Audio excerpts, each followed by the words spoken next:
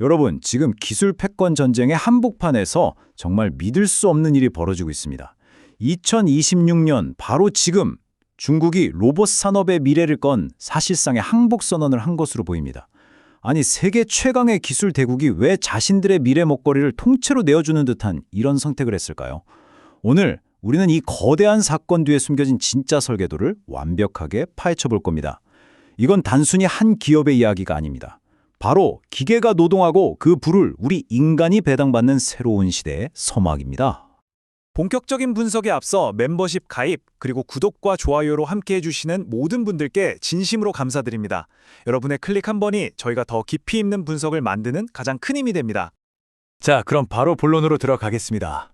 지금 우리가 있는 이 시간은 2026년 1월입니다. 바로 며칠 전이었죠? 로봇계의 안드로이드를 꿈꾸는 미국의 플랫폼 기업 오픈마인드가 자신들의 생태계에 합류할 10곳의 핵심 파트너 중에 첫 4곳을 공개했습니다. 그런데요, 시장 전체가 경악을 금치 못했습니다. 왜냐고요? 이 4곳이 전부 다 중국 최고의 로봇 기업들이었기 때문입니다. 이게 대체 뭘 의미하는 걸까요? 오늘 분석은 바로 이 지점에서 시작합니다. 참고로 나머지 6곳이 모두 공개되는 대로 반드시 더 심층적인 후속 분석으로 여러분을 다시 찾아뵐 것을 약속드립니다. 오늘 우리가 함께 맞춰볼 거대한 퍼즐의 순서입니다.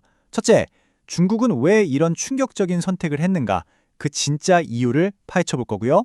둘째, 폐쇄된 섬이 아니라 개방된 대륙이라는 새로운 전략이 무엇인지 분석합니다. 셋째, 이 모든 걸 가능하게 하는 기술의 심장, 즉 기계에 영혼을 불어넣는 3가지 핵심 요소를 알아볼 겁니다. 넷째, 이 거대한 판을 짜고 있는 달러 2.0의 설계자들이 누구인지 그 정체를 확인하고요. 그리고 가장 중요한 5번째, 로봇이 일하는데 어떻게 인간이 돈을 버는지 그 구체적인 경제 구조를 샅샅이 해부할 겁니다. 마지막으로 이 모든 것이 디지털 국토라는 새로운 주권 개념으로 어떻게 연결되는지 살펴보겠습니다. 이 조각들을 다 맞추고 나면 왜 중국의 선택이 항복이 아니라 무서운 계산이었는지, 그리고 이 시스템이 우리에게 어떻게 불을 가져다 주는지 그 거대한 그림이 보이실 겁니다. 자, 그럼 첫 번째 장부터 열어보겠습니다. 중국의 충격적 선택. 도대체 왜 기술 초강대국이 자신들의 가장 중요한 미래 산업의 주도권을, 그것도 경쟁국인 미국 기업에 순순히 넘겨주는 것처럼 보이는 걸까요? 그 속내를 한번 깊숙이 들여다보시죠. 이 질문이 오늘 분석의 심장이라고 할 수 있습니다. 지금 미중 기술 전쟁이 최고조에 달했는데 모든 걸 국가가 통제하려는 중국이 왜 하필 인공지능 로봇이라는 미래 패권의 뇌와 신분증을 미국 실리콘밸리에 기반을 둔 개방형 플랫폼에 맡기는 선택을 했을까요? 이건 그냥 단순한 기술 협력을 넘어선 돌이킬 수 없는 지정학적인 항복 선언일까요? 아니면 우리가 전혀 예상치 못한 더 깊고 무서운 속내가 숨어 있는 걸까요? 바로 이들이 오픈마인드 생태계에 문을 연 첫 번째 선수들 4곳의 중국 기업입니다. 이 라인업을 보면요, 그냥 유명한 회사들 모아놓은 게 아닙니다. 이건 마치 잘 짜인 군대처럼 철저하게 역할이 분담되어 있어요. 보세요. 유비테크는 이미 BMW 공장에 투입돼서 검증 끝난 대량 생산 가능한 산업 현장의 베테랑 병사입니다. 아기봇은 저렴한 가격으로 수많은 가정과 상점에 침투할 보급병 역할을 맡고요. 딥 로보틱스는 인간이 할 수 없는 재난 현장이나 위험한 작업을 대신할 특수부대원입니다. 그리고 마지막, 리맥스 다이내믹스는 스스로 학습하며 진화하는 AGI 기반의 엘리트 장격격이죠. 이들은 각자 다른 몸을 가졌지만 이제 곧 하나의 뇌와 하나의 경제 시스템을 공유하는 운명 공동체가 되는 겁니다. 두 번째 섹션으로 넘어가죠. 개방형 대륙 전략. 지금 로봇 산업의 미래는요, 딱 2가지 길을 두고 거대한 전쟁을 벌이고 있습니다. 모든 걸 혼자 다 만들고 통제하려는 닫힌 섬과 모두에게 문을 열어 함께 생태계를 키우는 열린 대륙의 싸움입니다. 이 표가 두 전략의 차이를 아주 명확하게 보여줍니다. 왼쪽에 폐쇄형 섬은 대표적으로 테슬라가 있죠. 로봇의 몸체부터 소프트웨어, AI 두뇌까지 모든 걸 자기들만 만들고 완벽하게 통제합니다. 딱 애플의 아이폰 같아요. 폐쇄적이지만 완성도는 높죠. 반면에 오른쪽의 개방형 대륙이 바로 오픈마인드의 전력입니다. 이건 구글의 안드로이드랑 똑같아요. 누가 로봇의 몸, 즉 하드웨어를 만들든 상관없이 누구나 쓸 수 있는 공용 운영 체제와 앱스토어를 제공해서 생태계 전체를 장악하겠다는 거죠. 여러분, 스마트폰 전쟁의 역사가 뭘 증명했나요? 단기적으로는 폐쇄형 섬이 앞서는 것처럼 보이지만 결국엔 수많은 파트너가 참여하는 개방형 대륙이 시장을 지배해왔습니다. 중국은 바로 이 개방형 대륙에 가장 먼저 올라타는 전략적 선택을 한 겁니다. 그렇다면 오픈마인드의 정체는 정확히 뭘까요? 정말 중요한 건 이들은 로봇이라는 깡통, 즉 하드웨어를 직접 만들지 않는다는 겁니다. 대신 그 안을 채울 영혼과 신분, 그리고 지갑을 제공하는 인프라 기업이에요. 슬라이드를 보시죠. 첫째, 로봇의 신경계 역할을 하는 범용 운영체제, OM1. 어떤 로봇이든 이 OS만 깔면 서로 소통하고 협력할 수 있게 됩니다. 둘째, 로봇에게 고유한 디지털 신분증을 발급하는 패브릭 네트워크. 셋째, 로봇이 인간의 간섭 없이 스스로 돈을 벌고 쓰게 만드는 경제 프로토콜, X402. 그리고 마지막으로 스마트폰에 앱 깔듯이 로봇에게 새로운 능력을 다운로드시키는 앱스토어. 이 네 가지가 바로 미래 로봇 경제의 규칙, 그 자체가 되는 겁니다. 세 번째 섹션, 기계에 빠진 영혼입니다. 그런데 말이죠. 방금 설명한 운영체제 OS 하나 깔았다고 해서 로봇이 진짜 사회 구성원이 될 수 있을까요? 절대 아닙니다. 겉으로 드러난 OS는 그냥 껍데기에 불과해요. 진짜 핵심은 그 밑에 숨겨진 세 가지, 바로 로봇의 뇌와 신분증 그리고 은행 계좌입니다. 이 질문이 바로 오픈마인드와 중국의 선택 뒤에 숨겨진 거대한 그림을 드러내는 열쇠입니다. OM1이라는 신경계는 훌륭한 뼈대지만 이것만으로는 아무것도 할 수 없어요. 이 수억 대 로봇의 신경계를 움직일 거대한 뇌는 어디서 연산을 처리하고 수많은 로봇들 사이에서 나는 진짜라고 증명할 디지털 여권은 누가 발급하며 스스로 경제활동을 할 은행 계좌는 과연 어떤 시스템으로 돌아갈까요? 그 해답이 지금부터 공개됩니다. 첫 번째 해답은 바로 분산된 두뇌, 파이 네트워크입니다. 전 세계에 흩어져 있는 35만 개가 넘는 개인 컴퓨터 노드들이 모여서 로봇들의 거대한 뇌 역할을 하는 거죠. 한번 생각해 보세요. 만약 로봇의 두뇌가 아마존이나 구글 같은 특정 기업의 데이터 센터에 의존한다면 어떻게 될까요? 미국 정부가 스위치 하나 내리는 순간 전 세계 모든 로봇이 한순간에 멈춰설 수도 있습니다. 끔찍하죠. 하지만 이렇게 분산된 무국적 지능 인프라는 그 누구도 통제하거나 검열할 수 없습니다. 미국의 기술 통제에서 자유로워지고 싶은 중국에게는 이게 완벽한 해답인 셈입니다. 두 번째 해답은 위조 불가능한 신분증, 바로 KYA, Know Your Agent입니다. 로봇 경제가 마주할 가장 큰 위협은요, 한 명의 해커가 수백만 개의 가짜 유령 로봇을 만들어서 시스템의 보상을 독차지하는 11일 공격입니다. 상상해보세요. 로봇이 버는 돈을 배당받는데 누군가 가짜 로봇 100만 개를 만들어서 배당금 대부분을 싹쓸이해 간다면 시스템은 즉시 붕괴할 겁니다. 바로 이때 파이 네트워크가 수년에 걸쳐 구축한 대규모 인간 인증, 즉 KYC 시스템이 강력한 방어벽 역할을 하는 겁니다. 모든 로봇의 디지털 신원 뒤에는 반드시 신원이 확인된 고유한 실제 인간 한 명이 존재한다는 걸 증명하는 거죠. 즉, 우리 인간이 네트워크의 신뢰의 뿌리가 되어서 가짜 로봇의 생성을 원천적으로 막는 겁니다. 그리고 세 번째 해답은 자율적인 지갑 X402 프로토콜입니다. 이건 로봇이 인간의 명령이나 간섭 없이 스스로 완전한 경제 활동을 하기 위한 생명줄이에요. 예를 들어 볼까요? 배달 로봇이 배터리가 부족해지면 스스로 가장 가까운 충전소로 이동해서 이 프로토콜로 전기 요금을 결제합니다. 더 복잡한 계산이 필요하면 전 세계 파이노드 네트워크에 연산을 요청하고 1초 단위로 컴퓨팅 비용을 지불하고요.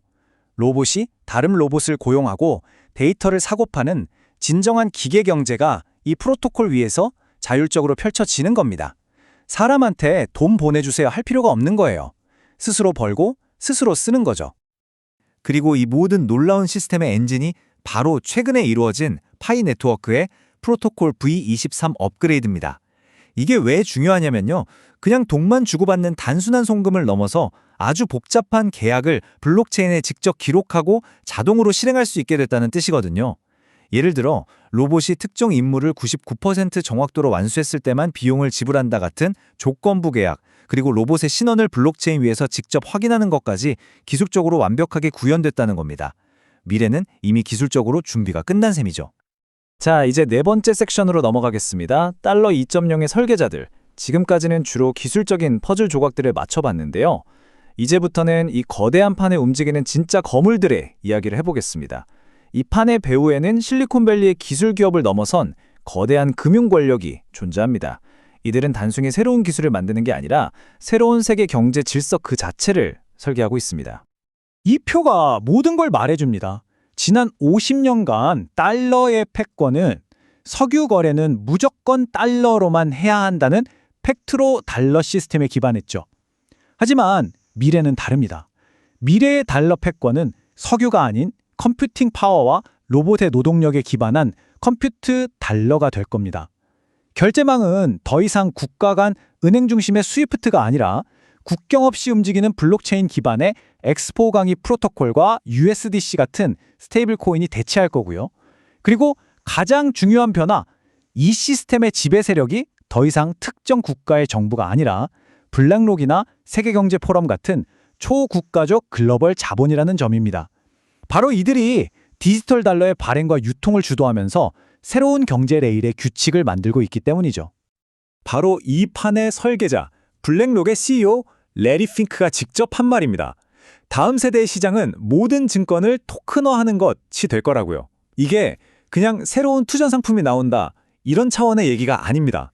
로봇 한 대가 평생 창출한 노동의 가치, 그 로봇이 수집하는 방대한 데이터의 가치, 같은 모든 무형의 자산을 잘게 쪼개서 디지털 증권, 즉 토큰으로 만들겠다는 겁니다. 그리고 그 토큰들이 오직 자신들이 만든 새로운 달러 레일 위에서만 거래되게 만들겠다는 정말 거대한 선언인 거죠. 그렇다면 중국은 왜 이 위험해 보이는 판에 가장 먼저 뛰어들었을까요? 이걸 항복이라고 보면 완전히 잘못 보는 겁니다. 이건 누구보다 치밀하게 계산된 전략적 선택이에요.